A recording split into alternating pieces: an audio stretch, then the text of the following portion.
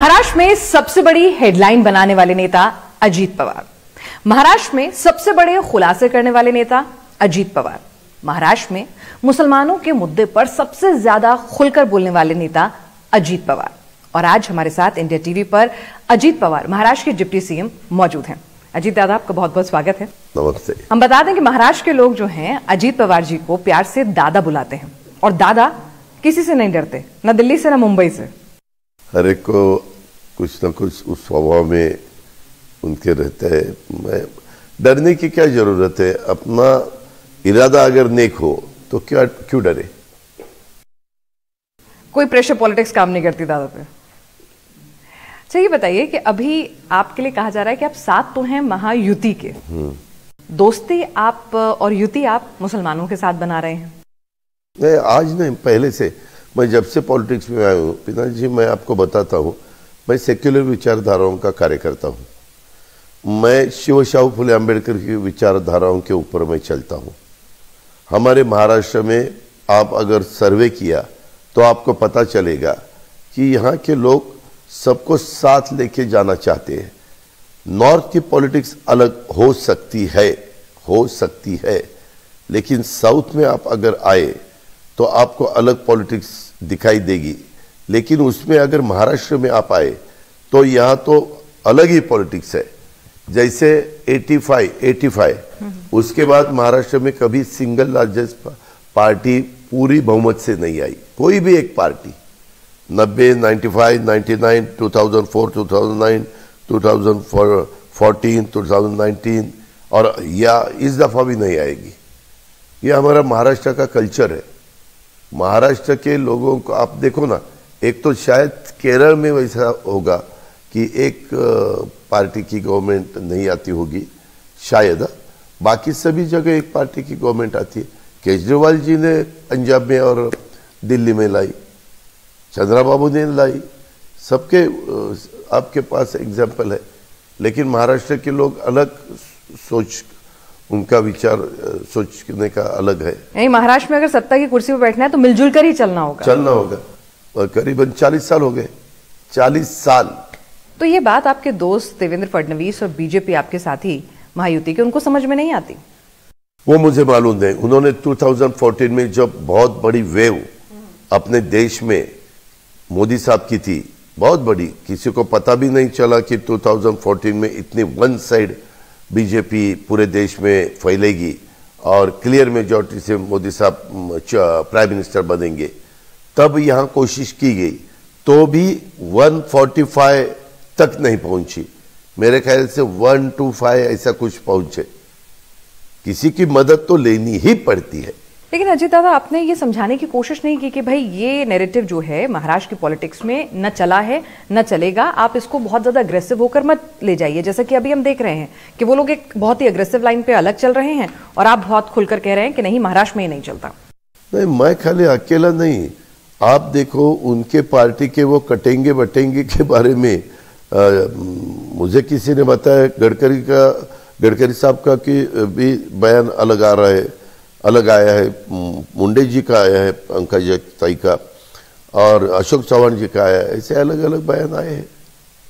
ये बताइए कि बीजेपी को तो जनाब भी पसंद नहीं और आप नवाब मलिक को टिकट दे देते हैं, तो इतना कॉन्ट्रडिक्शन अपने साथी के साथ, अपने दोस्त के साथ? नहीं, मेरी विचारधारा अलग है। मैं सोशल इंजीनियरिंग मैं करता हूँ। मुझे जितने भी मिली, मैंने 10% महिलाओं को दी, 10% माइनॉरिटी को दी, 12.5% शेड्यूल्ड ट्राइब को दी, 12.5% शेड्यूल्ड कास्ट को दी। तो इसमें ही 45% मैंने ये दे, हमारे राष्ट्रवादी कांग्रेस पार्टी ने, हमने सबने मिलकर, हमारे पार्लियामेंट्री बोर्ड ने ये टिकट का बंटवारा किया और 55% सीटें कैंडिडेट हमने ओबीसी और ओपन कैटेगरी के दिए। लेकिन आप सोशल इंजीनियरिंग की बात कर रहे हैं, सबका साथ सबका विकास की बात कर रहे हैं, लेकिन आप ही की महायुति जो है वो अलग राह पर चल रही है। तो ऐसे में आपकी सोशल इंजीनियरिंग सक्सेसफुल होगी, आपको लगता है? वो क्या है, हम कॉमन मिनिमम प्रोग्राम सामने रखते हैं। अभी मैंने आपको बताया कि कोई एक पार्टी का गवर्नमेंट यहाँ नहीं आ सकता, आगे भी बहुत साल नहीं आएगा। आपने देखा होगा, पहले तो हम 2.5 साल उद्धव जी के साथ गए। उद्धव जी का जो भी विचारधारा है वो आपको पता है ना? अब तो उन्होंने भी विचारधारा बदल ली है। नहीं, उन्होंने वो कॉम्प्रोमाइज किया है। नहीं, आप जब बीजेपी के साथ जाएं तो वो भी तो कॉम्प्रोमाइज है। हाँ, मैंने डेवलपमेंट के लिए मैं उनके साथ हूँ। देश के प्रधानमंत्री का जो काम है वो मुझे पसंद आया, इसलिए मैं उनके साथ हूँ। और उद्धव अगर उनके साथ हैं तो वो कॉम्प्रोमाइज है। वो भी तो कह सकते हैं कि भाई मैं देश का संविधान बचाने के लिए सेकुलर ताकतों को साथ लाने के लिए। देश का संविधान का कोई मुद्दा ही नहीं। किन्ना जी, आपको भी मालूम है कौन देश के संविधान को हाथ लगाने वाला है? Impossible, impossible. सब उल्टा पुल्टा होगा किसी ने अगर ऐसे कोशिश की तो। और कोई कोशिश करने वाला है ही नहीं, खाली फेक नैरेटिव। उनके पास दूसरा कोई मुद्दा नहीं है, इसीलिए फेक नैरेटिव सेट किया। और अभी आप देखो, आप दिल्ली में काम करते हो, आपको पता होना चाहिए, सबको पता होना चाहिए, स्टेट के चुनाव में संविधान का मुद्दा आता ही नहीं। संविधान तो बहुत अपना एकदम मजबूत संविधान है। सबको संविधान के बारे में आदर है, रिस्पेक्ट है। आपने ये भी कहा कि अब की बार 400 पार का नारा जो है वो मिसफायर कर गया था लोगों के बीच में। तो भाई आपके सहयोगियों का तो वो मेडन नारा था, उनका तो पार्टी का अगर कहीं कैंपेन का बराबर है, उनको भी पता नहीं चला। उस नारे से ही अपोजिशन वालों ने फेक नैरेटिव सेट किया कि इनको 275 चाहिए गवर्नमेंट चलाने के लिए। 302 दफा इनके उन्होंने पार किया तो भी उनका गवर्नमेंट 10 साल चला।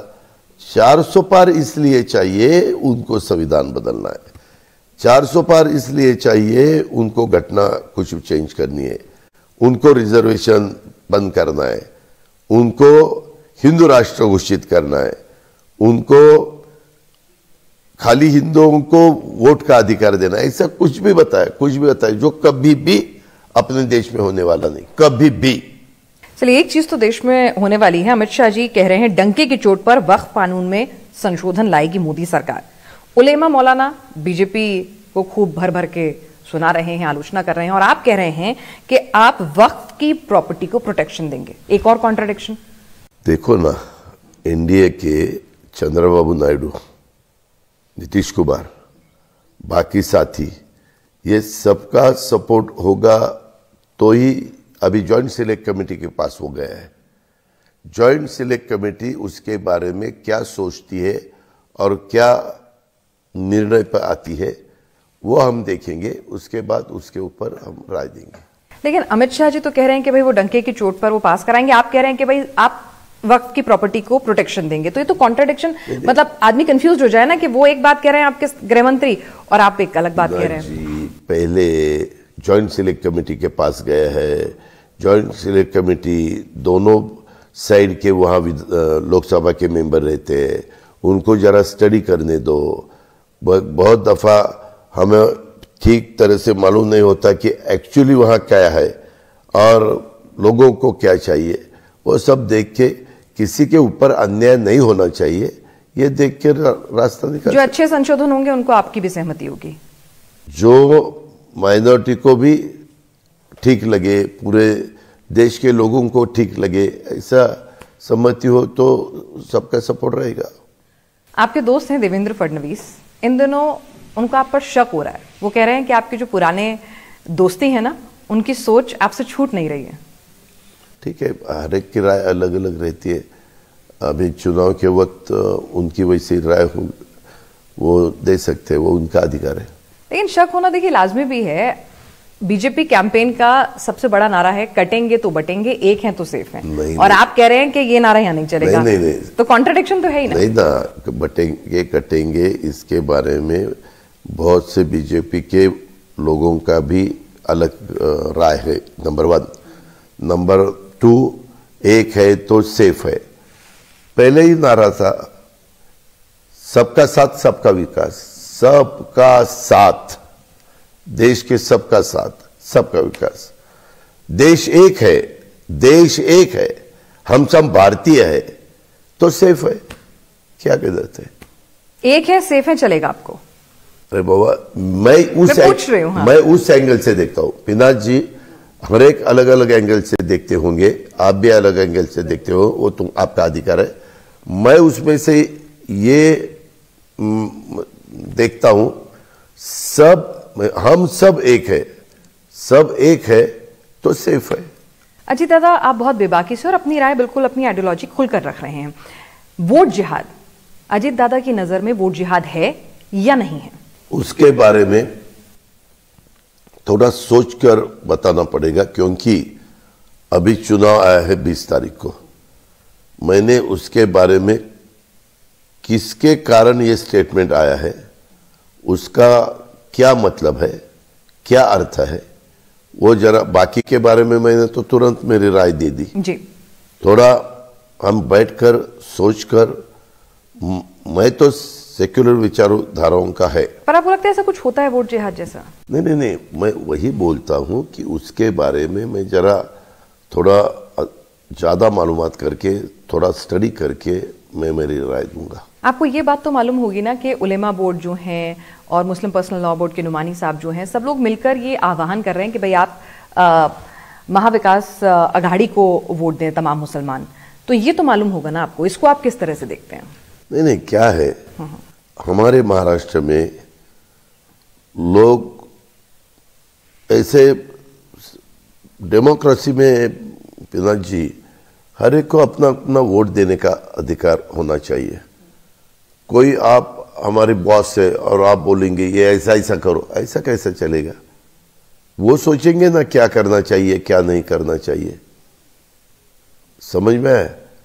लीडर लोग अपने अपनी तरफ से बताते हैं कि हमें क्यों वोट देना है, लेकिन जो बाकी के लोग रहते हैं उन्होंने किस एंगल से वो कहा है वो भी जरा देखना पड़ेगा। लेकिन अगर तमाम मुस्लिम जो संगठन हैं अगर इस तरह से एकजुट होकर अपील कर रहे हैं, निश्चित तौर पर नुकसान भी पहुंचाएगा आपको। और देवेंद्र फडणवीस कह रहे हैं जब वो इस तरह से अपील करेंगे एकजुट होकर, तो हमें भी फिर धर्म युद्ध का ऐलान करना होगा। देखो, कल मैं नजीमुल्ला के मीटिंग पब्लिक रैली को गया था, वो सब वहाँ लोग थे, फिर हमारे मौलाना भी थे, बाकी के भी लोग थे, अपने जिशान सिद्दीकी के पब्लिक मीटिंग में गया था। हम उस एंगल से देखते हैं, हमारा सोच विचार वैसा चलता है। आपको कोई चिंता लगती है कि भाई अगर इस तरह से तमाम धार्मिक संगठन, मुस्लिम संगठन, उलेमा बोर्ड, ये लोग अगर इस तरह से ज्ञापन सौंपेंगे, शर्तों के साथ अपना समर्थन देंगे, तो आपके लिए थोड़ी दिक्कत हो सकती है चुनाव में? क्योंकि आप सेकुलर विचारधारा पे चल रहे हैं, आप पहले से ही अपनी सहयोगी दल से अलहदा विचारधारा पे चल रहे हैं, और मुस्लिम वोट बैंक भी, उसमें भी सेंधमारी हो रही है। हमने काम करते वक्त माइनॉरिटी को भी बहुत अच्छी तरह से उनके डेवलपमेंट के लिए उनको फंड्स दिए हैं, बजट में प्रावधान किया है। हम सबको साथ लेके जाना चाहते हैं, ये मैं आपको क्लियर बताता हूँ। अच्छा, ये आप प्रधानमंत्री मोदी जी की रैली हुई थी शिवाजी पार्क में, उसमें शामिल नहीं हुए, एनसीपी के वरिष्ठ नेता भी शामिल नहीं हुए, तो उसको लेकर लोगों ने बड़ी तरह तरह की खबरें चलानी शुरू कर दी। तो उस पर आपका क्या स्टैंड है? ऐसा क्यों हुआ? सब ठीक है ना? All is well? एकदम गलत है। हम हर एक पब्लिक मीटिंग में गए थे, मैं पुणे में गया था, अलग अलग सबको मैंने बताया था, लेकिन खारगर में हमारे सुनील तटकरे जी गए थे, और वो पब्लिक मीटिंग खत्म होने के बाद बम्बई आने तक उनको, प्राइम मिनिस्टर तो तुरंत आ गए, उनको आने में देर हो गई, इसीलिए वो मीटिंग में अटेंड नहीं किया। अच्छा, और मैंने पुणे में पीएम को बताया था कि मैं आगे अभी कौन से मीटिंग में नहीं आ सकता, चलेगा क्या, क्योंकि मुझे भी बाकी जगह मीटिंग लेनी है। आपने अमित शाह और मोदी जी को भी नहीं बुलाया बारामती? नहीं, इसमें बुलाने की क्या जरूरत है? बाकी जगह बहुत इम्पोर्टेंट उनको जाना, ये उनका वक्त तो बहुत इम्पोर्टेंट रहता है, इसीलिए वो डिस्ट्रिक्ट प्लेस पे जाते हैं, वो तालुका प्लेस पे नहीं जाते, ऐसा मेरा मानना है। तो यहाँ पुणे में एक रैली ली, वो पुणे के सभी 21 विधायकों के लिए ली, तो हम उसमें मौजूद थे। अच्छा, आपकी बहन है सुप्रिया सुले, वो कह रही हैं कि आपने अपनी विचारधारा से कॉम्प्रोमाइज कर लिया। एक तरफ तो आप बिल्कुल कन्विक्शन के साथ, आपको कोई फर्क नहीं पड़ता है कि महायुति में देवेंद्र फडणवीस क्या बोल रहे हैं, उनकी क्या आइडियोलॉजी, आप बेबाकी से कह रहे हैं कि भाई मैं सेक्युलर हूं, इससे कोई कॉम्प्रोमाइज नहीं। लेकिन सुप्रिया सुले कह रही हैं कि आपने अपनी विचारधारा से कुर्सी के लिए पूरी तरह से कॉम्प्रोमाइज कर लिया और जनता आपको नकारेगी। उन्होंने, उनको जो कहना है वो उनका अधिकार है, मैं उसके बारे में कोई कमेंट्स करना नहीं चाहता। अभी पिछले दफा भी 2.5 साल हम उद्धव जी के साथ मैंने काम किया, वो चीफ मिनिस्टर थे, मैं डिप्टी चीफ मिनिस्टर था, तब भी कॉमन मिनिमम प्रोग्राम लेके हम 2.5 साल काम करे। उनकी विचारधारा तो बहुत अलग है ना, पहले से। जैसे शिवसेना सरसेनापति बाला साहब ठाकरे जी ने निकाली, तब से अलग है। हम बारामती में इस वक्त मौजूद हैं, परिवार भी यही हैं, तो आज आप परिवार में जिस तरह से अब अलग अलग राह पे परिवार निकल चुका है, जब अजीत दादा बारामती आते हैं तो मन में कहीं टीस रहती है कि राजनीति के चलते परिवार अलग अलग हो गया? नहीं, परिवार कहाँ अलग हुआ, हम तो यहाँ रहते, सब अपने अपने घर में रहते, काम करते हैं, सब कुछ करते हैं। बहनें आती है, जाती है, सब कुछ होता है। सुप्रियता आती हैं? आती है, मेरे माँ के पास आती है, काटेवाड़ी में। आपसे मुलाकात होती है, बात होती है? हाँ, तब मुलाकात हुई, दीपावली में मेरे माँ को मिलने के लिए आई थी, तब हुई थी। तो जिस तरह के कठोर बयान एक दूसरे के लिए दे दिए जाते हैं और जब मुलाकात होती है, मैंने तो... कभी नहीं दिया। मैंने, मुझे एक बयान दिखाओ कि मैंने कठोर बयान दिया, मैंने दिया? पर वो तो बहुत खुलकर कहती हैं कि उनका अधिकार है। पर आपने अपनी पत्नी को जब लड़ाया, और आपने खुद भी कहा, आपने स्वीकारा कि कहीं ना कहीं आपसे वो गलती हो गई थी, आपको नहीं उतारना चाहिए था। आज आपके सामने आपके भतीजे खड़े हुए हैं, तो आपको लगता है कि जनता इस बात को समझेगी कि पहले आपके नाम का ऐलान हुआ था, ये नहीं करना चाहिए था पवार साहब को? अभी जाने दो ना, अभी 3 दिन 4 दिन बाकी है, अभी उसके बारे में डिस्कस करके क्या होने वाला है। नहीं, हम तो जाने दें, लेकिन जनता आज भी कहीं ना कहीं, देखिए, जनता में इमोशंस हैं पवार परिवार को लेकर, एक अलग तरह का सेंटिमेंट है। और लोगों के मन में सवाल भी उठता है अजीत दादा कि जो शख्स आपके चाचा नहीं, आपके राजनीतिक गुरु थे, और उन कहा जाता था कि पूरे परिवार में आप उनके सबसे ज्यादा अनुशासनात्मक, सबसे ज्यादा आज्ञाकारी शिष्य भी कह लीजिए और भतीजे भी कह लीजिए, इतने आप आज्ञाकारी थे, फिर इतना गलत कैसे होता चला गया सब? विधायक, सब विधायकों ने इतने दफा कहा साहब को कि हम सब गवर्नमेंट में जाना चाहिए, गवर्नमेंट में जाना चाहिए, और उन्होंने भी तय किया कि मैं अभी रिटायर होने वाला हूँ। उन्होंने डिक्लेयर भी किया, आपने देखा होगा। हाँ, अभी कह रहे हैं कि रिटायर हो रहे हैं। नहीं, तब भी अच्छा। हाँ, लेकिन वापिस विड्रॉ किया। फिर विधायक बोल रहे थे कि अपना काम होना चाहिए, हमारे कॉन्स्टिट्यूंसी में बिल्कुल काम नहीं हो रहा है। आपने देखा मेरे बारामती में कितना काम चालू है। उसको मैं आपके लिए कहूंगी कि अच्छा, तो ये तो काम करना पड़ता है, और हम लोगों के काम के लिए चुनाव लड़ते हैं, और जीत के आने के बाद लोगों का काम करना चाहते हैं। लेकिन खुद जितना हमने समझा, सुना, पढ़ा, शरद पवार जी ने आपको आगे किया। एक कहते हैं ना कि जाओ युद्ध के मैदान में, आखिर तक जाओ, और उसके बाद सारी सेना को पीछे खींच लो, आपको भी पीछे खींच लो। मुझे नहीं ऐसा लगता। ये देखो, पवार साहब एक ऐसे पॉलिटिशियन है, उनके मन में क्या चल रहा है वो कोई भी नहीं बता सकता, कोई भी नहीं बता सकता। आप भी नहीं, आपने तो इतना सालों रहकर साथ कोई सीखा भी है। नहीं बता सकता।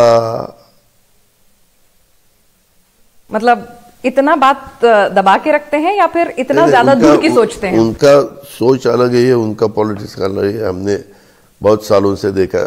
इवन सुप्रिया भी नहीं बता सकती। नहीं, तो आपको लगता है कि जो शख्स इस तरह की, इस लेवल की पॉलिटिक्स करते हैं कि आप इतने साल उनके शिष्य रहे, आप नहीं सीख पाए, तो आप उनका चक्रव्यूह तोड़ पाएंगे यहाँ? नहीं, चक्रव्यूह वो जनता तय करेगी, और वो जो तय करेगा। जो आपको बार बार कहा जाता है कि गद्दार गद्दार, वो लेवल आपको लगता है कि अब हट चुका है? लोकसभा चुनाव में जो गुस्सा था, जो भी था, मैंने गद्दारी की ही नहीं है। मैं वही पार्टी में हूँ, वही पार्टी का नाम मेरे साथ है, वही पार्टी का सिंबल मेरे साथ है। वो मुझे असेंबली स्पीकर ने दिया है, हमें सबको, हमें सबको असेंबली स्पीकर ने दिया है। वो बाद में इलेक्शन कमीशन ने दिया है, अभी सुप्रीम कोर्ट में है। देखते हैं सुप्रीम कोर्ट क्या सुप्रिया तो कसम खा रही हैं कि वो कसम खाती हैं अंत तक लड़ती रहेंगी जब तक अपना सिंबल वापस अपने पिता को नहीं दिलाती। ठीक है, वो उसका अधिकार है। शरद पवार जी कह रहे हैं महाराष्ट्र में महिला मुख्यमंत्री होना चाहिए। आपको लगता है बेटी के लिए बैटिंग कर रहे हैं? मालूम नहीं, मैंने आपको पहले ही बताया उनके मन में क्या चालू है वो उनको ही पता है, कोई बता नहीं सकता। अजीत दादा, आपकी गाड़ी, आपने कहा कि आप हर बार उप मुख्यमंत्री बनते हैं, सीएम की कुर्सी तक नहीं पहुंच पाती। जब तक 145 फिगर में साथ लेके नहीं जाता तब तक नहीं पहुंचने वाला। मलाल रहता है कि भाई कहाँ कसक कहाँ कमी रहती है। मैंने साथी बदल के देख लिए, परिवार का साथ छोड़ के देख लिया, फिर भी ये कुर्सी नहीं आ रही। शिंदे साहब की आपसे कम वो थी, फिर भी उनको कुर्सी मिल गई। हर एक को उनका लक, हमारा लक अच्छा नहीं था। और दूसरा 2004 में राष्ट्रवादी कांग्रेस पार्टी का चीफ मिनिस्टर बनने का मौका था, लेकिन हमारे वरिष्ठ नेताओं ने वो ठुकरा दिया। तो अजीत दादा के पास सीएम बनने का दोबारा मौका आएगा? वक्त बताएगा। आपने कहा किस्मत, तो आपने किसी पंडित को दिखा के पूछा नहीं कि मेरी कुंडली में? पंडित को मैं कुछ नहीं, या आपने जो पहना है ना वैसा मैं तो कलावा है बस। वही कलावा भी हम नहीं पहनते हैं। तो अपनी काबिलियत पे और अपनी विचारधारा पे पूरा भरोसा है आपको? रिंग पहनी है? नहीं, ये तो डायमंड है सर। ठीक है, वो भी हम नहीं पहनता। हाँ, महिलाओं के थोड़ा बहुत तो शौक रहने चाहिए। ठीक है, आपको अच्छा लगता है। ठीक है जी, आपने हमसे बातचीत की, आपका बहुत बहुत शुक्रिया और चुनावों के लिए all the very best. Thank you very much.